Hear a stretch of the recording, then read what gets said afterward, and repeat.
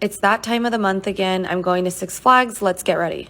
I'm starting off with these NYX leak-proof panties and Skims bralette. Six Flags is an amusement park, so I'm saying no to jeans and going with these 30 years shorts. If you've seen my other videos, I wear a ton of oversized tees, and I was trying to decide what shoes to pair with this, but I wasn't really feeling the outfit, so I changed to my New Balance 990s, and I threw on my Louis Vuitton Palm Springs backpack.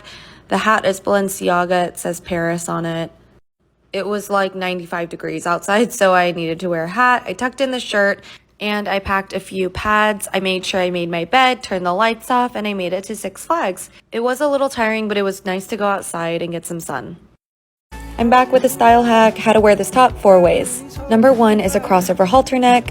Super easy, just cross it at the front. Number 2, you're going to make a knot in the front, and then you're going to bring those 2 straps to the back, and it just adds a little something something. My hair was wet also because I went to the pool. Number 3 is a strapless style. You're just going to make a bow in the front. This style is great if you don't want any tan lines and you want a strapless look. The last way is a one shoulder. You're going to bring both straps to one side, and I think if you style this one correctly, it could be really, really cute. Thanks for watching. Follow for more style hacks.